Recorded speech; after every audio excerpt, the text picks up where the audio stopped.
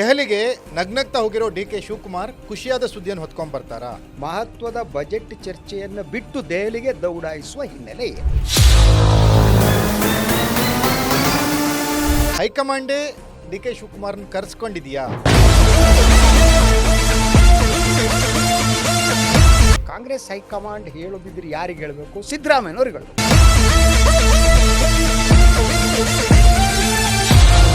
ಪಕ್ಷಕ್ಕೆ ಕಳೆದ 2 ದಶಕದ ಹೆಚ್ಚು ಕಾಲದಿಂದ ಸಂಪನ್ಮೂಲವನ್ನು ಒದಗಿಸ್ತಾ ಕಾಂಗ್ರೆಸ್ನಲ್ಲಿ ದುಡ್ಡು ಎಲ್ರಿ ಇತ್ರಿ? ಕಾಸಿಲ್ದಿರೋ ಪಾರ್ಟಿ ಇದೆ. ಈಗ ಸುಮ್ಮನೆ ಮಾತಾಡ್ಬೋದು ಪಾಪ.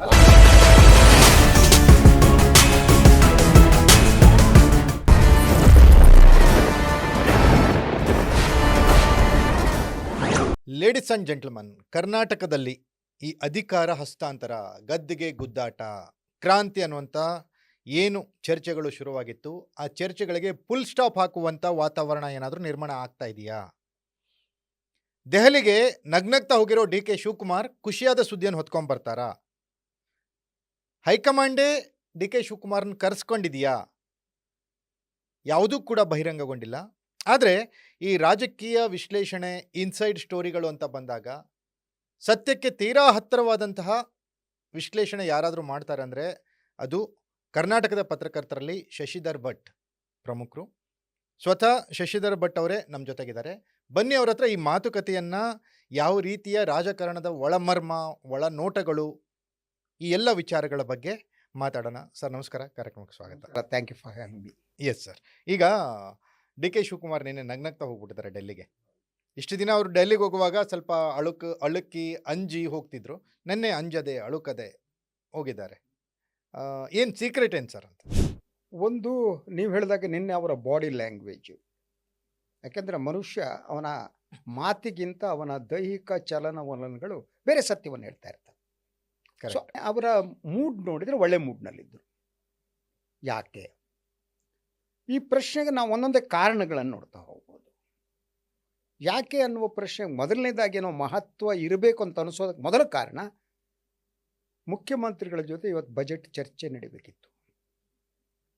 ಆ ಬಜೆಟ್ ಚರ್ಚೆಯನ್ನು ಅವರು ಬಿಟ್ಟಿದ್ದಾರೆ. ಮುಖ್ಯಮಂತ್ರಿಗಳ ಅನುಮತಿಯನ್ನು ಪಡೆಯುತ್ತೀನಿ ಅಂತ ಹೇಳಿದ್ದಾರೆ. ಪಡೆದಿರಬಹುದು. ಅಂದರೆ ಮುಖ್ಯಮಂತ್ರಿಗಳ ಅನುಮತಿಯನ್ನು ಪಡೆದು ಮಹತ್ವದ ಬಜೆಟ್ ಚರ್ಚೆಯನ್ನು ಬಿಟ್ಟು ದೆಹಲಿಗೆ ದೌಡಾಯಿಸುವ ಹಿನ್ನೆಲೆ ಏನು? ಅಷ್ಟು ಅಗತ್ಯ ಏನಿತ್ತು? ಅದರ ಜೊತೆಗೆ ಇದು ಅಧಿಕಾರ ಹಂಚಿಕೆಯ ವಿಚಾರಣೆ ಇರಬಹುದು ಅನ್ನುವ ಕಾರಣ ಅನಿಸೋದು. ಯಾಕೆಂದರೆ ಅವರು ಒಂದು ಮಾತನ್ನು ಹೇಳಿದ್ದಾರೆ ನಿನ್ನೆಯಲ್ಲಿ. ನಾನು ನನ್ನ ಸಂತೋಷ, ಕಷ್ಟ, ನೋವು ಎಲ್ಲವನ್ನ ಹೋಗಿ ಹಂಚ್ಕೋತೇನೆ ಅಂತ ಹೇಳಿದ್ದಾರೆ. ಯಾರ ಹತ್ರ ಹಂಚ್ಕೋತಿ? ಹೆಸರನ್ನು ರಿವೀಲ್ ಮಾಡಿಲ್ಲ. ಅಲ್ಲ, ಇಲ್ಲಿ ಏನಾಗಿದೆ ಅಂದರೆ, ನೀವು ಗಮನಿಸಿರ್ತೀರ, ಕಳೆದ 4 ಬಾರಿ ದೆಹಲಿಯಲ್ಲಿ ಹೋಗಿ 3-4 ದಿನ ಠಿಕಾಣಿ ಹೂಡಿದ್ರು ಕೂಡ ಇವರಿಗೆ ರಾಹುಲ್ ಗಾಂಧಿ ಅವ್ರನ್ನ ಭೇಟಿ ಮಾಡ್ಲಿಕ್ಕೆ ಸಾಧ್ಯನೇ ಆಗಿಲ್ಲ. ಒಂದು ಕಾಲದಲ್ಲಿ ಹೈಕಮಾಂಡ್ನ ನೀಲಿಗಣ್ಣನ ಹುಡುಗ ಯಾರಪ್ಪ ಅಂತ ಅಂದರೆ ಡಿ.ಕೆ. ಶಿವಕುಮಾರ್ ಅನ್ನೋಂಥ ಒಂದು ವ್ಯವಸ್ಥೆ ಮತ್ತು ಸಂದರ್ಭ ಇತ್ತು. ಆದರೆ ಈಗ ಪರಿಸ್ಥಿತಿ ಬದಲಾಗಿದೆ. ಸುಲಭವಾಗಿ ರಾಹುಲ್ ಗಾಂಧಿ ಡಿ.ಕೆ. ಶಿವಕುಮಾರ್ಗೆ ಸಿಗ್ತಾ ಇಲ್ಲ. ಇಂಥ ಸಂದರ್ಭದಲ್ಲಿ ಅಪಾಯಿಂಟ್ಮೆಂಟ್ ಪಡೆದೇ ಹೋಗಿದ್ದಾರೆ ಅಂತನಾ, ಅಥವಾ ಹೋಗ್ಬಿಟ್ಟು ಅಲ್ಲೇನಾದರೂ ಸಮಯ ಕೇಳ್ತಾರೆ ಅಂತನಾ? ಏನಿದು? ಒಂದು, ಅವರ ಅಹವಾಲು ಏನಿದೆ, ಕಷ್ಟ ಸುಖ ದುಮ್ಮಾನಗಳೇನಿದೆ, ಅದನ್ನು ಹೇಳಿಕೊಳ್ಳುವುದಕ್ಕೆ ಮತ್ತು ಅದನ್ನು ಕೇಳುವುದಕ್ಕೆ ಒಂದು ವಾತಾವರಣ ಸೃಷ್ಟಿಯಾಗಿದೆ ಅಂತ ಬಂದಿದೆ ಅಂತ ಒಂದು ಬದ್ದೆ. ಅದು ಗೊತ್ತಿಲ್ಲ. ಅದು ರಾಹುಲ್ ಗಾಂಧಿ ಇರ್ಬೋದು, ಸೋನಿಯಾ ಗಾಂಧಿ ಇರ್ಬೋದು, ಪ್ರಿಯಾಂಕಾ ಗಾಂಧಿ ಇರ್ಬೋದು, ಮಲ್ಲಿಕಾರ್ಜುನ್ ಖರ್ಗೆನೇ ಇರ್ಬೋದು. ಸೊ ಇವರಲ್ಲಿ ಯಾರೋ ಒಬ್ಬರು ಇವರ ಜೊತೆ ಚರ್ಚೆ ನಡೆಸುವುದಕ್ಕೆ ಅಥವಾ ಇವರ ಅಹವಾಲು ಕೇಳುವುದಕ್ಕೆ ಒಪ್ಪಿರಬಹುದು. ದಿಸ್ ಫಸ್ಟ್ ಸಾಧ್ಯತೆ. ಈ ಒಪ್ಪಿರುವ ಸಂದರ್ಭದಲ್ಲಿ ಅವರು ಹೋಗಿ ಹೇಳ್ತಾ ಇರಬಹುದು. ಇದು ಒಂದು. ಇದನ್ನು ಇನ್ನೊಂದು ಆ್ಯಂಗಲ್ ಅನ್ನು ನೋಡೋಣ. ಯಾವ ಥರ? ಈ ಅಧಿಕಾರ ಹಂಚಿಕೆಯ ಸೂತ್ರ ಏನಿದೆ, ಡಿ.ಕೆ. ಶಿವಕುಮಾರ್ ಅವರು ಪಕ್ಷದ ವರಿಷ್ಠರಿಗೆ ಹೇಳಬಹುದಾದ್ದೆಲ್ಲ ಹೇಳಿ ಮುಗಿದೋಗ್ಬಿಟ್ಟಿದೆ. ಹೌದು ಅಲ್ವಾ? ಖರ್ಗೆ ಅವರ ಜೊತೆ ಸತತ ಚರ್ಚೆ ಮಾಡಿದ್ದಾರೆ, ಎಲ್ಲರ ಜೊತೆ ಮಾಡಿದ್ದಾರೆ. ರಾಹುಲ್ ಗಾಂಧಿ ಅವ್ರದ್ದು ಕೂಡ ಏರ್ಪೋರ್ಟ್ನಲ್ಲಿ ಸಿಕ್ಕಾಗ 2 ನಿಮಿಷ 3 ನಿಮಿಷ 50 ಸೆಕೆಂಡ್. ಆದ್ರಿಂದ ಈಗ ಅವರ ಹೇಳಬೇಕಾದ್ದು ಏನೂ ಇಲ್ಲ. ಹಾಗಿದ್ರೆ ಹೇಳೋದೇನು? ಅವರು ಯಾವುದೋ ಒಂದು ಮೆಸೇಜ್ ಅನ್ನ ಕೊಡೋದಕ್ಕೆ ಹೋಗ್ತಿದಾರಾ? ಅವರು ಇಲ್ಲಿ ಏನಾಗ್ತಿದೆ ಭಟ್ರೆ, ಕರ್ನಾಟಕದಲ್ಲಿ ಅಥವಾ ಈ ಕಾಂಗ್ರೆಸ್ ಹೈಕಮಾಂಡ್ ಅಂತ ಬಂದಾಗ ಈಗ 3 ಜನರು ಅದ್ರ ಜೊತೆಗೆ ಖರ್ಗೆ ಅವರು ಸೇರ್ಕೊಂಡಿದ್ದಾರೆ. ಸೋನಿಯಾ ಮೇಡಮ್, ರಾಹುಲ್ ಗಾಂಧಿ, ಪ್ರಿಯಾಂಕಾ ವಾದ್ರಾ, ಆಮೇಲೆ ಖರ್ಗೆ ಅವರು. ಅದ್ಮೇಲೆ ಬಂದಂಥ ಅದ್ರ ನಂತರ ಯಾರಪ್ಪ? K C Venugopal. ಕರ್ನಾಟಕದಲ್ಲಿ ಏನಾಗಿದೆ, K C Venugopal through Siddaramaiah high command ಸಂಪರ್ಕ ಮಾಡ್ತಾರೆ. ಡಿ ಕೆ ಶಿವಕುಮಾರ್ ಯಾರು ಥ್ರೂ ಮಾಡ್ತಿದ್ರು? ಸುರ್ಜೇವಾಲಾ ಥ್ರೂ ಮಾಡ್ತಿದ್ರು. ಸುರ್ಜೇವಾಲಾ ಮತ್ತು ಹೈಕಮಾಂಡ್ ಮಧ್ಯದಲ್ಲಿ ಈಗ ಏನಾಗಿದೆ ಅಂದರೆ ಸಂಬಂಧ ಅಷ್ಟು ಚೆನ್ನಾಗಿಲ್ಲ, ಹಳಸಿದೆ ಅನ್ನುವಂಥ ವರದಿಗಳಿದ್ದಾವೆ. ಹೀಗಿದ್ದಾಗ ಡಿ ಕೆಗೆ ಏನಾದರೂ ಹಿನ್ನಡೆಯಾಗಿ ರಾಹುಲ್ ಗಾಂಧಿ ಅವರ ಅಪಾಯಿಂಟ್ಮೆಂಟ್ ಸಿಗ್ತಿರ್ಲಿಲ್ವಾ ಮಕ್ಕಳು?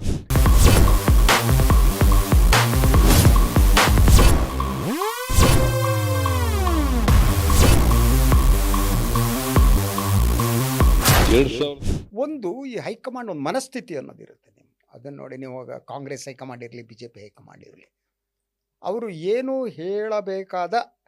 ಹೇಳುವ ಸ್ಥಿತಿ ಇಲ್ಲ ಅಂದಾಗ ಅವಾಯ್ಡ್ ಮಾಡ್ತಾ ಹೋಗ್ತಾರೆ. ಅಂದರೆ ಅವ್ರು ನೋಡಿದ ಮೇಲೆ they will take A decision ಅಂತ. ಏನೋ ಅವರಿಗೆ ಡಿ ಕೆ ಅವರು ಬಂದು ಏನು ಹೇಳ್ತಾರೆ ಅಂದ್ರೆ ರಾಹುಲ್ ಗಾಂಧಿ ಅವ್ರಿಗೆ ಗೊತ್ತಿದೆ, ಅವ್ರ ಬಾಯಲ್ಲಿ ಕೇಳಬೇಕಾಗಿಲ್ಲ. ಹೌದು. ಬಟ್ ಅದಕ್ಕೆ ರಿಯಾಕ್ಟ್ ಮಾಡಬೇಕಾದವರು ರಾಹುಲ್ ಗಾಂಧಿನೋ ಸೋನಿಯಾ ಗಾಂಧಿನೋ. ನೀವು ರಿಯಾಕ್ಟ್ ಮಾಡುವಾಗ ಸಮಸ್ಯೆ ಆಗುತ್ತೆ ಅಂತ ಅವಾಯ್ಡ್ ಮಾಡ್ತಾರೆ. ಅಂದ್ರೆ ಅವ್ರಿಗೆ ಹೇಳಬೇಕಾದನ್ನ ಸಮಯವನ್ನ ಮುಂದೂಡ್ತಾ ಹೋಗ್ತಾರೆ. ಗೊತ್ತಾಯ್ತು. ತಕ್ಷಣ ಯಾಕೆ ರಿಯಾಕ್ಟ್ ಮಾಡಲ್ಲ ಅಂದ್ರೆ, ರಿಯಾಕ್ಟ್ ಮಾಡ್ರೆ ಹೇಳ್ಬೇಕು, ಅಧಿಕಾರ ಹಂಚಿಕೆ ಮಾಡ್ತೀಯಲ್ಲ, ಸಿದ್ದರಾಮಯ್ಯ ಕಳಿಸ್ತೀಯೋ ಇಲ್ಲ, ಇದು ಉತ್ತರ ಕೊಡೋ ಸಿಚುವೇಶನ್ ಅಲ್ಲಿ ಅವ್ರು ಇರಲ್ಲ, ಅಥವಾ ಆ ಬಗ್ಗೆ ಅಂತಿಮ ತೀರ್ಮಾನ ತಗೊಂಡಿರಲ್ಲ. ಅಂತಿಮ ತೀರ್ಮಾನ ತೆಗೆದುಕೊಂಡ ಮೇಲೆ ಅವ್ರು ನೋಡ್ಬೇಕು. That's one thing. ಇವ್ರು ಹೇಳೋದೇನೂ ಇಲ್ಲ. ಹಾಗಿದ್ರೆ ಈ ಅಧಿಕಾರ ಹಂಚಿಕೆಯ ಸೂತ್ರಕ್ಕೆ ಸಂಬಂಧಪಟ್ಟ ಹಾಗೆ ಕಾಂಗ್ರೆಸ್ ಹೈಕಮಾಂಡ್ ಹೇಳೋದಿದ್ರೆ ಯಾರಿಗೆ ಹೇಳ್ಬೇಕು? ಸಿದ್ದರಾಮಯ್ಯನವ್ರಿಗೆ ಹೇಳ್ಬೇಕು. ಹೌದು, ಅವ್ರು ಸಿದ್ದರಾಮಯ್ಯನವ್ರನ್ನ ಕರ್ಸ್ಕೋಬೇಕು. That is the thing. ಇಲ್ಲಿ ಎರಡು ರೀತಿ ಇದೆ. ಸಿದ್ದರಾಮಯ್ಯನವ್ರು ಕರೆಸಿ ನೋಡಿ, ಅಧಿಕಾರ ಹಂಚಿಕೆ ಸೂತ್ರ ಆಗಿದೆ, ನೀವು ಹೋಗೋದಕ್ಕೆ ರೆಡಿಯಾಗಿ. ಓಹೋ, ಅಷ್ಟು ಸುಲಭವಾಗಿ ಸಿದ್ದರಾಮಯ್ಯನವ್ರಿಗೆ ಹೇಳೋಂಥವ್ರು ಯಾರಾದ್ರೂ ಇದಾರ? ಅದಕ್ಕೆ ಸಮಸ್ಯೆ ಅದೆಲ್ಲ ರಾಹುಲ್ ಗಾಂಧಿ ಹೇಳ್ಬೇಕು ಅಲ್ವಾ, ಇನ್ಯಾರು ಹೇಳೋ ಸಿಚುವೇಶನ್ ಕೇಳ್ತಾರ? ಅವ್ರು ಹೇಳಿದ್ರೆ ಕೇಳ್ಬಿಡ್ತಾರೆ, ಅದು ಡಿಫ್ರೆಂಟ್. ಅದು ಆದರೆ ಹೈಕಮಾಂಡ್ ಮನಸ್ಥಿತಿಯನ್ನು ನಾವು ಅನಲೈಸ್ ಮಾಡ್ತಿದೀವಿ ಹೇಮಂತ್ ಈಗ. ಸೊ ಹೈಕಮಾಂಡ್ ಈಗ ಕರೆಸಿಕೊಳ್ಳಬೇಕಾದ್ದು ಸಿದ್ದರಾಮಯ್ಯನವರನ್ನ, ಅಂದ್ರೆ ಡಿ ಕೆ ಅವರು ಕರೆಸಿದ್ದಾರೆ ಅಂದ್ರೆ ಮತ್ತಿವರು ಈ ಪ್ಯಾಚಪ್ ವ್ಯವಹಾರಕ್ಕೆ ಹೋಗ್ತಿದಾರ. ಪ್ಯಾಚಪ್ ಅಂದ್ರೆ ಡಿ ಕೆ ಸೈಲೆಂಟ್ ಮಾಡ್ಸೋಣ, ಸಮಾಧಾನ ಮಾಡೋಣ. ಈ ಕರ್ಸಿ ಹೇಳಿದ್ರೆ ನಮ್ಮನೆ ಹುಡುಗ ಇದ್ದಂಗೆ ನೀ ಸುಮ್ಮನಿರಪ್ಪ, ಸ್ವಲ್ಪ ಸುಮ್ಮನಿರಪ್ಪ, ನಿಮ್ಮ ಮನೆ ಹುಡುಗ ನೀನು, ಮನೆ ಹಾಳಾಗುತ್ತೆ, ಬೇಡ ಸ್ವಲ್ಪ ದಿವಸ ಇರು, ನೋಡೋಣ, ಇನ್ನೊಂದು ತಿಂಗಳ ಹೋಗ್ಲಿ, ಅವರು ಬಜೆಟ್ ಮಂಡನೆ ಮಾಡ್ಲಿ, ಆದ್ಮೇಲೆ ಕೂತ್ ಮಾತಾಡೋಣ, ಸೊ ನಾವೆಲ್ಲ ಕೂತ್ ಮಾತಾಡೋಣ, ಈ ರೀತಿಯ ಸಂದೇಶ ಕೊಡೋದಕ್ಕೆ ಇದ್ರು. ಅಂದ್ರೆ ಇಲ್ಲಿ ಏನಾಗ್ತದೆ, ಅದಿಲ್ಲ ಅಂದ್ರೆ ಇದಕ್ಕೆ ಇನ್ನೊಂದು ಆಂಗಲ್ ಇದೆ. ಅಲ್ಲ, ಇದೇನಂದ್ರೆ ಇನ್ನೊಂದು ಆಂಗಲ್ ಬರ್ತೀನಿ, ನಿಮ್ಮ ಹತ್ರ ಮಾತಾಡ್ತೀನಿ. ಈಗ ಹೇಳಿದ್ರಲ್ಲ, ಈ ಮನೆ ಮಕ್ಕಳು ಮತ್ತೆ ದತ್ತುಪುತ್ರರು ಅನ್ನೋದು ಬಂದಾಗ ಇಲ್ಲಿ ದತ್ತುಪುತ್ರರ ಕೈನೇ ಮೇಲಾಗ್ತದೆ ಮತ್ತೆ ಮತ್ತೆ ಕಾಂಗ್ರೆಸ್ನಲ್ಲಿ. ಅದು ಹೇಗೆ ಗೊತ್ತಾ ನಿಮಗೆ? ಒಂದು ಕಾಂಗ್ರೆಸ್ ಹೈಕಮಾಂಡ್ಗೆ ಭಯ ಇರೋದು ಸಿದ್ದರಾಮಯ್ಯನವ್ರ ಬಗ್ಗೆ, ಭಯ ಇರೋದು ಡಿ ಕೆ ಬಗ್ಗೆ ಅಲ್ಲ. ಡಿ ಕೆ ಇದುವರೆಗೆ, ಈ ಕ್ಷಣದವರೆಗೆ ಡಿ ಕೆ ಶಿವಕುಮಾರರ ಪಕ್ಷ ನಿಷ್ಠೆಯನ್ನ ಪ್ರಶ್ನೆ ಮಾಡಕ್ ಸಾಧ್ಯ ಯಾರಿಗೂ ಇಲ್ಲ. ನಾವು ಪ್ರಶ್ನೆ ಮಾಡಕ್ ಸಾಧ್ಯ, ಪಕ್ಷ ನಿಷ್ಠ. ಅವರು ತತ್ವ ಸಿದ್ಧಾಂತದ ಬಗ್ಗೆ ಪ್ರಶ್ನೆ ಮಾಡಬಹುದು, ಕಾಂಗ್ರೆಸ್ನ ತತ್ವ ಸಿದ್ಧಾಂತದ ಬಗ್ಗೆ ಪ್ರಶ್ನೆ ಮಾಡಬಹುದು, ಪಕ್ಷ ನಿಷ್ಠೆ ಬಗ್ಗೆ ಮಾಡಕ್ಕಾಗಲ್ಲ. ಅದರ ಜೊತೆಗೆ ಪಕ್ಷಕ್ಕೆ ಕಳೆದ 2 ದಶಕದ ಹೆಚ್ಚು ಕಾಲದಿಂದ ಸಂಪನ್ಮೂಲವನ್ನು ಒದಗಿಸ್ತಾ ಬಂದವರು. UP ಇಲೆಕ್ಷನ್ 20 ವರ್ಷ ಶೂಟರ್ ಅಲ್ಲ, ಸಂಪನ್ಮೂಲ ಅವರೇ ಸಾಗಿಸ್ತಾ ಇದ್ದ. ನಾನು ಐ ನೋ ದಟ್. ಹಲವು ಸಂದರ್ಭದಲ್ಲಿ ಕೇರಳ ಎಲೆಕ್ಷನ್ ಆದ್ರೆ ಕಾಂಗ್ರೆಸ್ನಲ್ಲಿ ದುಡ್ಡು ಎಲ್ರಿ ಇತ್ರಿ, ಕಾಸಿಲ್ದಿರೋ ಪಾರ್ಟಿ ಅದು. ಈಗ ಸುಮ್ಮನೆ ಮಾತಾಡ್ಬೋದು. ಅಲ್ಲ, ಏನ ನೀವ್ ಹೇಳಿದ್ ಕರೆಕ್ಟ್, ಕಾಸಿಲ್ದಿರೋ ಪಾರ್ಟಿ ಕಾಂಗ್ರೆಸ್, ಆದ್ರೆ ಕಾಸಿರೋರು ಕಾಂಗ್ರೆಸ್ಸಿಗರು, ಇಂಡಿವಿಜುವಲ್. ಅಯ್ಯೋಯ್ಯೋ, ಒಬ್ಬೊಬ್ರು ನನ್ನ ಮಕ್ಕಳು ಒಂದೊಂದು ನಗರ ಖರೀದಿ ಮಾಡ್ತಾರೆ. ಸೊ ಆದ್ರೆ ನಗರ ಖರೀದಿ ಮಾಡಲಿ, ಏನೇ ಮಾಡಲಿ, ಭಾರತದ ಅತಿ ಶ್ರೀಮಂತ ಶಾಸಕರಲ್ಲಿ ಒಬ್ಬರಾಗಿರುವ ಡಿ ಕೆ ಶಿವಕುಮಾರ್ ಅವರು ಪಕ್ಷಕ್ಕಾಗಿ ಹಣವನ್ನು ಬೇಯಿಸಿದ್ದಾರೆ. ದೊಡ್ಡ ಗುಣ ಇದೆಯಲ್ಲ ಅವ್ರ ಹತ್ರ, ಮಾಡಿದ್ದಾರೆ. ಆ ನಿಷ್ಠೆಯಲ್ಲಿ ಪ್ರಶ್ನಿಸಕ್ಕಾಗಲ್ಲ. ಆದ್ರೆ ಸಿದ್ದರಾಮಯ್ಯನವ್ರ ವಿಚಾರಕ್ಕೆ ಅದು ಹೇಳಕ್ಕಾಗಲ್ಲ. ಅವರು ಅವರ ಒಂದು ಹಂತ ಬಂದಾಗ ಅವರ ಇಡೀ ರಾಜಕೀಯ ಬದುಕನ್ನು ನೋಡ್ತಾ ಬನ್ನಿ. ಆಮೇಲೆ ನಿಮಗೆ ಅದನ್ನ ಹೇಳ್ತೀನಿ. ಸೊ ಯಾವಾಗ ಹೆಗಡೆ ದೇವೇಗೌಡ ಜಗಳ ಆಯ್ತು, ಹೆಗಡೆ ಚೀಫ್ ಮಿನಿಸ್ಟರ್ ಆಗಿದ್ದಾಗ ಹಿ ವಾಸ್ ವಿತ್ ದೇವೇಗೌಡ. ದೇವೇಗೌಡರ ಜೊತೆ ಯಾವಾಗ ಜಗಳ ಆಯ್ತಾ, ದೇವೇಗೌಡರು ಬಿಟ್ಟರು. ದೇವೇಗೌಡರ ನಿಷ್ಠೆ ಅಂದ್ರೆ ಅವ್ರ ವ್ಯಕ್ತಿ ನಿಷ್ಠೆ ಮತ್ತು ಪಕ್ಷ ನಿಷ್ಠೆ ಇದೆಯಲ್ಲ, ಅದಕ್ಕಿಂತ ಅವರ ಸೈದ್ಧಾಂತಿಕ ನಿಷ್ಠೆ ದೊಡ್ಡದಿರ್ಬೋದು, ಐ ಡೋಂಟ್ ನೋ, ಇರ್ಬೋದು. ಆದರೆ ಒಂದು ಪಕ್ಷ ನಿಷ್ಠೆ ಮತ್ತು ನಾಯಕತ್ವ ಏನಿದೆ, ಅವರಿಗೆ ನಾಯಕತ್ವದ ನಿಷ್ಠೆಯೂ ಇದೆಯಲ್ಲೋ ಅನುಮಾನ ಇದೆ ನನಗೆ. ಡಿ ಕೆಗಾದ್ರೆ ಸೋನಿಯಾ ಗಾಂಧಿ ನಿಷ್ಠೆ ಯಾರು ಇದೆ. ಅಲ್ಲ, ಇಲ್ಲಿ ಏನಾಗುತ್ತೆ, ಒಂದು ಯೋಚನೆ ಮಾಡೋಂಥದ್ದು ಬಿಟ್ರೆ, ಸಿದ್ದರಾಮಯ್ಯ ಎಷ್ಟು ಅದೃಷ್ಟದ ನಾಯಕ ಅಂತಂದ್ರೆ, ಅವ್ರು ಕಾಂಗ್ರೆಸ್ಸಿಗೆ ಬಂದ ತಕ್ಷಣ ಇಲ್ಲಿವರೆಗೂ ಅಧಿಕಾರದಲ್ಲಿದ್ದಾರೆ. 2 ಬಾರಿ ಮುಖ್ಯಮಂತ್ರಿ ಆದ್ರು, 2 ಬಾರಿ ಹೌದು. ವಿರೋಧ ಪಕ್ಷದ 2006ರಿಂದನೇ ಹೌದು. 6ಕ್ಕೆ ಬಂದ್ರು 6ರಲ್ಲೇ ಅಧಿಕಾರ ಇದೆ. ಹೌದು, ವಿರೋಧ ಪಕ್ಷದ 2006ರಿಂದ 2026 ಇಲ್ಲಿವರೆಗೂ ಗೂಟದ ಕಾರು ಅನ್ನೋದು ಸಿದ್ದರಾಮಯ್ಯನವ್ರನ್ನ ಬಿಟ್ಟು ಹೋಗಿಲ್ಲ. ಕಾಂಗ್ರೆಸ್ಸಿಗೆ ಬಂದಾಗಿಂದ ಇಲ್ಲಿವರೆಗೂ ಇದೆ. ಹಣ ಹಾಕೊಂಡು ಮೀನು ಕಾಯ್ಕೊಂಡು ಇಟ್ಕೊಂಡಿದ್ದೆ. ಬಹಳ ಪೇಷನ್ಸ್ ಬೇಕಾದಕ್ಕೆ. ಈ ಮೀನು ವ್ಯವಹಾರ ಜಾತಿ ಮೇಲಿಲ್ಲ, ನೀತಿ ಮತ್ತು ಛಲ, ಆಸಕ್ತಿ ಇರಬೇಕು, ತಾಳ್ಮೆ ಇರಬೇಕು. ಮೀನು ಹಿಡಿಯೋ ಬಗ್ಗೆ ನನಗೆ ಗಾಳ ಹಾಕೋದು ಗೊತ್ತು. ಆಯ್ತಾ ಸರ್? ಸಿದ್ದರಾಮಯ್ಯನವರು ಕಾಂಗ್ರೆಸ್ಸಿಗೆ ಬರಲಿಲ್ಲ ಅಂದ್ರೆ ಮುಖ್ಯಮಂತ್ರಿ ಆಗ್ತಿದ್ರೋ ಇಲ್ವೋ ಗೊತ್ತಿಲ್ಲ. ಆದ್ರೆ ಡಿ ಕೆ ಶಿವಕುಮಾರ್ ಕಾಂಗ್ರೆಸ್ ಬಿಟ್ಟು ಹೋಗ್ಬಿಟ್ಟಿದ್ರೆ ಯಾವಾಗಲೂ ಮುಖ್ಯಮಂತ್ರಿ ಆಗಿರೋರು ಅನ್ನೋ ಥರ ಅದನ್ನೇ ಮಾತಿದೆ. ಹೇಳಕ್ಕಾಗಲ್ಲ. ಯಾಕೆ ಗೊತ್ತಾ? ಅದು ಹೇಳೋದು ಕಷ್ಟ. ವಾಟ್ ಐ ಬಿಲೀವ್, ಕಾಂಗ್ರೆಸ್ ಪಕ್ಷದಲ್ಲಿ ಇರೋದಿದೆಯಲ್ಲ, ಅವರ ಸಾಫ್ಟ್ ಹಿಂದುತ್ವ ಇನ್ನೊಂದು ಮತ್ತೊಂದು ಬೇರೆ. ಅವರಿಗೆ ನೆಲೆ ಅನ್ನೋದು ಡಿ ಕೆ ಅಂತವ್ರಿಗೆ ಕಾಂಗ್ರೆಸ್ ಮಾತ್ರ. ಇದನ್ನು ಯಾಕೆ ಹೇಳ್ತೀನಿ ಅಂದರೆ, ನಾನು ಡಿ ಕೆ ಅವರನ್ನು ಡಾಕ್ಟರ್ ಜೀವರಾಜ್ ಆಳ್ವ ಅವ್ರಿಗೆ ಹೋಲಿಸ್ತೀನಿ. ಗ್ರೇಟ್. ಅವರು ಯು ಸಿ ದಟ್ ಸಂಘಟನೆಯಲ್ಲಿ ಜನರನ್ನ ಇಟ್ಕೊಳ್ಳೋದ್ರಲ್ಲಿ, ಅವ್ರದ್ದೇ ಆದ ಟೀಮ್ ಕಟ್ಟುವುದರಲ್ಲಿ, ಶಾಸಕರ ಬಲವನ್ನು ಇಟ್ಕೊಳ್ಳೋ ಆಲ್ ದೀಸ್ ಥಿಂಗ್ಸ್ ಅವರಿಬ್ಬರು ನಡುವೆ ಹೋಲಿಕೆ ಇದೆ. ಸಂಘಟನಾ ಚತುರರು. They will do it. ಆದರೆ ಬಿಜೆಪಿಯ ರಾಜಕಾರಣಕ್ಕೆ ಇವರ ಕ್ಯಾರೆಕ್ಟರ್ ಹೊಂದಲ್ಲ. ಬಿಜೆಪಿ ನೀವು ಪ್ರತಿಯೊಂದು ಸೂಚನೆಯು ಅವರಿಗೆ ನಾಗ್ಪುರದಿಂದ ಬರಬೇಕು, ಇನ್ನೆಲ್ಲಿಂದ ಬರಬೇಕು. ಅವ್ರು ನೀವು ಎಲ್ಲೋ ಟಾಯ್ಲೆಟಿಗೆ ಹೋಗೋದ್ರೆ ಹೇಳ್ಬೇಕು, ಅವರು ಟಾಯ್ಲೆಟಿಗೆ ಹೋಗಯ್ಯ, ಸ್ನಾನ ಮಾಡಿದ್ರೆ ಹೇಳ್ಬೇಕು ಮಾಡಯ್ಯ. ಸ್ವತಂತ್ರ ನಿರ್ಧಾರ ಇಲ್ಲ. ಇವರು ಸ್ವತಂತ್ರ ನಿರ್ಧಾರದ ನಾಯಕರುಗಳಾಗಿದ್ದಾರೆ. ಅಂದರೆ ನೀವು ಪಾರ್ಟಿ ಆರ್ಗನೈಸೇಷನ್ ಮಾಡೋದಿದ್ರೆ ಅವ್ರು ಇನ್ನೊಬ್ರು ಕೇಳಿ ಮಾಡಲ್ಲ. ಈಗಲೇ ಕಾಂಗ್ರೆಸ್ ಹೈಕಮಾಂಡ್ ಕೂಡ ಸ್ಥಳೀಯ ಮಟ್ಟದಲ್ಲಿ ಹೆಂಗೆ ಅಂದರೆ ಸರ್ ಇಂಟರ್ಫೇರ್ ಆಗಲ್ಲ ಅನ್ಸುತ್ತೆ ಕೆಲವೊಂದು ವಿಚಾರಗಳಲ್ಲಿ. ಆದರೆ ಬಿ ಜೆ ಪಿದು ಹೆಂಗೆ ಅಂದರೆ, ನೀವು ಈಗ ಬಿ ಜೆ ಪಿ ವಿಚಾರ ಅಂತ ಬಂದಾಗ ಬಿ ಜೆ ಪಿ ನಾಯಕತ್ವ ಹೆಂಗಿರುತ್ತೆ, ಬಿ ಜೆ ಪಿ ಹೈಕಮಾಂಡ್ ಅಂದರೆ ಸ್ಥಳೀಯ ನಾಯಕರನ್ನ ಬೆಳೆಸಿ ಅವರು ಪಕ್ಷ ಕಟ್ತಾರೆ. ಆದರೆ ಕಾಂಗ್ರೆಸ್ ಸ್ಥಳೀಯ ನಾಯಕರನ್ನ ಮುಗಿಸಿ ಪಕ್ಷ ಅಲ್ಲಲ್ಲ. ಅದು ಹೇಗೆ ಗೊತ್ತಾ ನಿಮಗೆ? ಎರಡು ರೀತಿ ಅದು ನಾವು ಹೇಳ್ತೀವಿ. ಒಂದು ಕೇಡರ್ ಬೇಸ್ಡ್ ಪಾರ್ಟಿ, ಒಂದು mass party. B J P is a cadre based party. ಅವ್ರಿಗೆ ಕೇಡರ್ ಇದೆ. ಆ ಕೇಡರು RSSನಿಂದ ಬಂದು ಕೇಡರ್ ಇರ್ಬೋದು, ಬಿ ಜೆ ಪಿ ಇದರಿಂದ ಕೇಡರ್ ಬಂದಿರ್ಬೋದು. ಅದಕ್ಕೊಂದು ಇಡೀ ಸ್ಟ್ರಕ್ಚರ್ ಇದೆ ಕೇಡರ್ದು. ಆ ಕೇಡರ್ ಕೆಲಸ ಮಾಡುತ್ತೆ. Congress is not a cadre based party, it is a mass party. ಅದು ನೀವು ಅಧಿಕಾರಕ್ಕೆ ಬರ್ಬೇಕಾದ್ರೆ ಅವಳೋ ಜನ ನುಗ್ಬಿಡ್ತಾರೆ, ಉಳಿದ ಸಂಬಂಧ ಇರಲ್ಲ. ಈಗ ವಿಷಯಕ್ಕೆ ಬರೋದಾದ್ರೆ, ದೆಹಲಿಯಲ್ಲಿ ಯಾವ ರೀತಿ ಬೆಳವಣಿಗೆಗಳು ಇವತ್ತು ನಡೀತಾ ಇದೆ? ನನಗೆ ಅನ್ಸೋದು ಎರಡು ರೀತಿ. ಇವತ್ತು ಅವರ ಕಾರ್ಯಕಲಾಪಗಳು ಡಿ ಕೆ ಏನೇನಿದೆ, ಯಾರ್ಯಾರು ಮೀಟ್ ಮಾಡ್ತಿದ್ದಾರೆ, ಏನಾದ್ರೂ ಅಧಿಕೃತವಾಗಿ ಏನಾದ್ರೂ ಗೊತ್ತಾಗಿದೆ? ಒಂದು, ಅವರು ತೋರಿಸುವುದಕ್ಕೆ ಯಾವುದೋ ಮಿನಿಸ್ಟರ್ನ ಮೀಟ್ ಮಾಡ್ತಿದ್ದಾರೆ, ಅದಲ್ವೇ ಅಲ್ಲ. ಅವ್ರು ಹೋಗಿರುವುದು ಕಾಂಗ್ರೆಸ್ನ ಹೈಕಮಾಂಡ್ ಮೀಟ್, ಯಾರನ್ನೂ ಮೀಟ್ ಮಾಡೋದಕ್ಕೆ. ಅದಕ್ಕೆ ಈ ಎರಡು ಸಾಧ್ಯತೆಗಳು ನೋಡೋಣ ಸರ್. ನಾವು ಒಂದು ಸಾಧ್ಯತೆ, ನಾವು ಚರ್ಚೆ ಮಾಡೋದಕ್ಕೆ ಕಾಂಗ್ರೆಸ್ ಹೈಕಮಾಂಡ್ ಕರೆದು ಹೋಗಿರ್ಬೋದು. ಇನ್ನೊಂದು, ಇವರು ಅಪಾಯಿಂಟ್ಮೆಂಟ್ ಕೇಳಿ ಒಂದು ಅಲ್ಟಿಮೇಟಮನ್ನು ಕೊಡೋದಕ್ಕೆ ಹೋಗಿರ್ಬೋದು. ನನ್ನ ತಾಳ್ಮೆಗೂ ಮಿತಿ ಇದೆ, ನಾನು ಈ ಪಕ್ಷಕ್ಕಾಗಿ ಸೇವೆ ಸಲ್ಲಿಸಿದ್ದೀನಿ, ನನಗೆ ಸಲ್ಲಬೇಕಾದ ಕೂಲಿಯನ್ನು ಮಾತನಾಡ್ತಾರೆ ಅವರು. ನನ್ನ ಕೂಲಿಯನ್ನು ಯಾವಾಗ ಕೊಡ್ತೀರಿ ಹೇಳಿ? ಈ ಅಲ್ಟಿಮೇಟಮ್ ಕೊಡುವ ದೃಷ್ಟಿಯಿಂದನೂ ಅವ್ರು ಹೋಗಿರ್ಬೋದು. ಯಾಕಂದರೆ ಒಂದು ರೀತಿ ಡಿ ಕೆ ಮತ್ತು ಅವರ ಬೆಂಬಲಿಗರಿದ್ದಾರಲ್ಲ, ಅವರ ಪೇಷನ್ಸ್ ಕಡಿಮೆ ಆಗ್ತಿದೆ. ಮಾತಾಡೋ ರೀತಿ ನೋಡಿ, ಅವರ ಮಹಾನಿಷ್ಠ ಶಾಸಕ ಇಲ್ಲ ಹಾಗಲ್ಲ. ಈಗ ನನಗಿರೋ ಮಾಹಿತಿ ಪ್ರಕಾರ ಬಿಟ್ಟರೆ, ಡಿ ಕೆ ಶಿವಕುಮಾರ್ ಅವರಿಗೆ ಹೈಕಮಾಂಡ್ ಒಂದು ಟಾಸ್ಕ್ ಕೊಟ್ಟಿತ್ತು. ನಿಮ್ಮ ಹತ್ರ ಶಾಸಕರ ಸಂಖ್ಯೆ ಎಷ್ಟಿದೆ, ಅದ್ರ ಬಗ್ಗೆ ನನಗೆ ಪೂರಕವಾದಂತಹ ಮಾಹಿತಿ ಬಂದಲ್ಲಿ ಮುಂದಿನ ತೀರ್ಮಾನ ಮಾಡ್ತೀನಿ ಅನ್ನುವಂಥದ್ದು. ಅದೇ ಪ್ರಕಾರ ನಿನ್ನೆ ಡಿ ಕೆ ಶಿವಕುಮಾರ್ ಕೈಯಲ್ಲಿ ಒಂದು ಫೈಲ್ ಇತ್ತು, ನೀವು ಗಮನಿಸಿರ್ಬೋದು.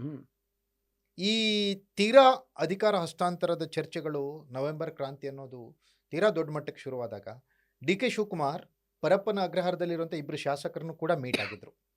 ಎಸ್, ಅಲ್ಲಿಯೂ ಕೂಡ ಶಾಸಕರ ಸಹಿ ಸಂಗ್ರಹ ಆಗಿದೆ ಅನ್ನೋಂಥ ವರದಿಗಳು ಬಂದಿತ್ತು, ನಿಮ್ಗೆ ನೆನಪಿರ್ಬೋದು. ಶಿವಕುಮಾರ್ ಅವ್ರಿಗೊಂದು ಅವಕಾಶ ಬೇಕು ಅನ್ನೋದನ್ನ ಮನಸ್ಸಲ್ಲಿ ಎಲ್ಲರೂ ತುಂಬಿಕೊಂಡಿದ್ದಾರೆ. CLP ಮೀಟಿಂಗ್ ಅಲ್ಲಿ ಚರ್ಚೆ ಮಾಡದೆ ಹೊರಗಡೆ ಎಲ್ಲ ಬಂದು ಹೇಳಿಕೆಗಳನ್ನ ಕೊಡೋದ್ರಿಂದ ಏನು ಉಪಯೋಗ ಇಲ್ಲ, ಗೊಂದಲ ಜಾಸ್ತಿ ಆಗ್ತಾ ಇದೆ ಅಷ್ಟೇ. ಈಗ ನಿಮ್ಗಿಷ್ಟ ಅಲ್ವಾ ನಾನು ಆಗೋದು? ಆ ಕಾನ್ಫಿಡೆನ್ಸ್ ಈಗ ಡಿ ಕೆ ಶಿವಕುಮಾರ್ಗೆ ಬಂದಿದೆ. 56 ಜನಕ್ಕಿಂತ ಹೆಚ್ಚಿಗೆ ಶಾಸಕರು ಸೈನ್ ಹಾಕಿ ಕೊಟ್ಬಿಟ್ಟಿದ್ದಾರೆ ಡಿ ಕೆ ಶಿವಕುಮಾರ್ಗೆ.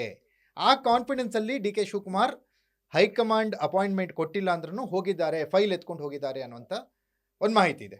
ಅದು ಒಂದು ನನಗನ್ಸುವ ಹಾಗೆ, ನೀವು ಸಹಿ ಸಂಗ್ರಹಣೆ ನಡೀತಾ ಇದ್ದರೆ ಅದು ಗುಪ್ತವಾಗಿರ್ತಿರ್ಲಿಲ್ಲ, ಮೇನ್ ಸ್ಟ್ರೀಮಿಗೆ ಬಂದ್ಬಿಡ್ತಿತ್ತು ಇಷ್ಟೊತ್ತಿಗೆ. ಯಾಕೆಂದರೆ ಎರಡು ರೀತಿ ನಡೀತಾ ಹೋಗುತ್ತೆ ರಾಜಕಾರಣದಲ್ಲಿ. ಒಂದು ಸಿದ್ದರಾಮಯ್ಯನ ಗುಂಪು, ಒಂದು ಡಿ ಕೆ ಗುಂಪು. ಅವರು ಮೊದಲನೇದಾಗಿ ಎರಡೂ ಗುಂಪಿನವರು ಸುದ್ದಿಯನ್ನು ಪ್ಲಾಂಟ್ ಮಾಡ್ತಾರೆ, ವಾತಾವರಣ ಸೃಷ್ಟಿ ಮಾಡಿದ್ರೆ. ಅದಕ್ಕೆ ಮೀಡಿಯಾಕ್ಕೆ ಸಂಬಂಧಪಟ್ಟವ್ರನ್ನ ಇಟ್ಕೊಂಡಿದ್ದಾರೆ. ಪ್ರತಿದಿನ ಪ್ಲಾಂಟ್ ಮಾಡ್ತಾ ಹೋಗ್ತಾರೆ, ಯಾಕಂದರೆ ತಮ್ಮ ಪರವಾದ ವಾತಾವರಣ ಸೃಷ್ಟಿಯಾಗಿದೆ. ಅದ್ರ ಜೊತೆಗೆ ನಮಗೆಲ್ಲ ಏನಾಗುತ್ತೆ ಅಂದರೆ ಕಾಂಗ್ರೆಸ್ ಹೈಕಮಾಂಡ್ನಲ್ಲಿ ಕೆ ಸಿ ವೇಣುಗೋಪಾಲ್ನೋ ಅಥವಾ ರಾಹುಲ್ ಗಾಂಧಿ ಕೇಳ್ಬಿಟ್ಟು ಏನಾಯ್ತು ಅಂತ ಕೇಳಿಸಿ ಆ ಕೇಳಕ್ಕಾಗಲ್ಲ. ಸೋರ್ಸ್ ಇರಲ್ಲ. ಹೌದು. ನಮಗೆ ಬರುವ ಸೋರ್ಸ್ ಏನಿದೆ 2ನೇ ಹಂತ 3ನೇ ಹಂತ 4ನೇ ಹಂತದ ಬಂದಿರುತ್ತೆ, 5ನೇ ಹೌದು. ಹಂತಕ್ಕೆ ಬರುತ್ತೆ. ಹೌದು. ಸೊ ಅದರಿಂದ ಮೊದಲನೇದಾಗಿ ಈ ಎರಡೂ ಗುಂಪಿನವರು ಪ್ಲಾಂಟ್ ಮಾಡ್ತಾ ಹೋಗ್ತಾರೆ ಸುದ್ದಿ ತಮಗೆ ಬೇಕಾದಾಗೆ. ಹ್ಮ್. ಫಾರ್ ಎಕ್ಸಾಂಪಲ್ ನಾನು ಅದನ್ನೇ ಹೇಳ್ತಾ ಇದ್ದೆ, ಇಕ್ಬಾಲ್ ಹುಸೇನ್ ಅವರ ನಿನ್ನೆ ಹೇಳಿಕೆ 80ರಿಂದ 90 ಜನ ಇದ್ದಾರೆ ಅಂತ ಹೇಳ್ತಾರೆ. ಹ್ಮ್. ಅಂದರೆ ಅವರೇ 80-90 ಅನ್ನುವಾಗ ನಿಜವಾಗಿ 60-70 ಇದ್ರೆ 100 ಚಿಲ್ಲರೆ ಅಂತಿದ್ರು. It's politics is like that. C ಅವನು ಮೊದಲು 40 ಅಂತಿದ್ದವರು ಈಗ 80ಕ್ಕೆ ಬಂದಿದ್ದಾರೆ. ಅಂದರೆ ಅವರ ಸಂಖ್ಯೆ ಇನ್ಕ್ರೀಸ್ ಆಗಿರ್ಬೋದು. ಅದರ ಜೊತೆಗೆ ಅವರ ಸಿಗ್ನೇಚರ್ ಕ್ಯಾಂಪೇನ್ ನಡೀತಾ ಇದೆ. I have my own doubts, I don't no.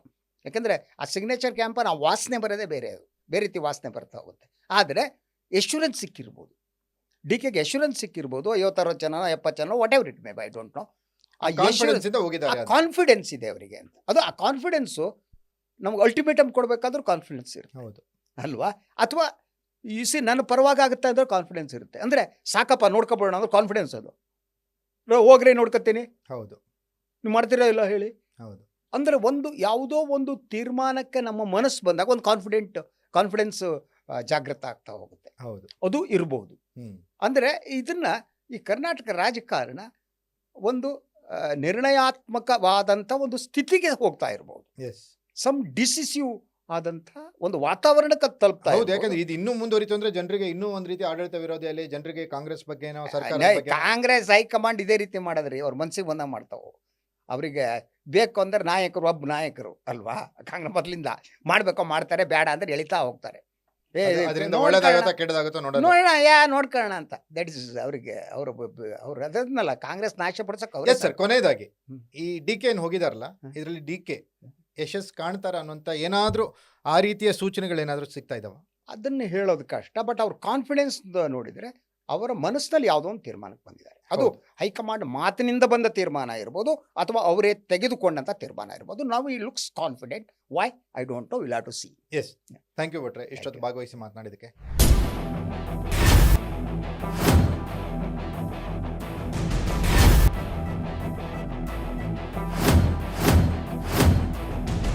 ನೋಡಿದ್ರಲ್ಲ ವೀಕ್ಷಕರೇ, ಈಗ ಡಿ ಕೆ ಶಿವಕುಮಾರ್ ದೆಹಲಿಯಲ್ಲಿದ್ದಾರೆ. ಏನು ಬೆಳವಣಿಗೆ ಆಗುತ್ತೆ ಅನ್ನೋದರ ಅಪ್ಡೇಟ್ಸನ್ನು ನಾವು ಕೊಡ್ತಾ ಹೋಗ್ತೀವಿ. ಆದರೆ ಡಿ ಕೆ ಶಿವಕುಮಾರ್ ಹೋಗಿರೋ ಕೆಲಸದಲ್ಲಿ ಯಶಸ್ವಿಯಾದರೆ ಮುಖ್ಯಮಂತ್ರಿ ಸಿದ್ದರಾಮಯ್ಯನವ್ರಿಗೆ ಈ ವಿಷಯವನ್ನು ಮುಟ್ಟಿಸೋದು ಯಾರು? ಮುಟ್ಟಿಸಿದ ಮೇಲೆ ನೆಕ್ಸ್ಟ್ ಡಿ ಕೆ ಅವರೇ ಆ ಸ್ಥಾನಕ್ಕೆ ಬರ್ತಾರೆ ಅನ್ನೋದನ್ನು ಸಿದ್ದರಾಮಯ್ಯನವರು ಒಪ್ಕೊಳ್ತಾರಾ? ಅಥವಾ ಸಿದ್ದರಾಮಯ್ಯನವರು ಬೇರೆ ಏನಾದರೂ ವಿಚಾರ ಮಾಡಿದರೆ ಅದನ್ನು ಸರಿಪಡಿಸೋದು ಯಾರು? ಈ ಎಲ್ಲ ಪ್ರಶ್ನೆಗಳಿದೆ. ಈ ಎಲ್ಲದಕ್ಕೂ ಮತ್ತೆ ಮಾತಾಡೋಣ. ಇದಾಗಿತ್ತು ಹಿರಿಯ ಪತ್ರಕರ್ತ ಶಶಿಧರ್ ಭಟ್ ಅವರ ಒಂದಿನ ಎಕ್ಸ್ಕ್ಲೂಸಿವ್ ಪೋಡ್ಕಾಸ್ಟ್. ನೆಲ ಜಲ ಭಾಷೆಗಾಗಿ ನೋಡ್ತಾ ಇರಿ ಫೋಕಸ್ ಟಿವಿ.